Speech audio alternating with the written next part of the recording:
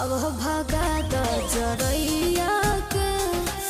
कम नहीं पड़े रजैया के हवा पता भर भतर तू हमार बन जाके वही तू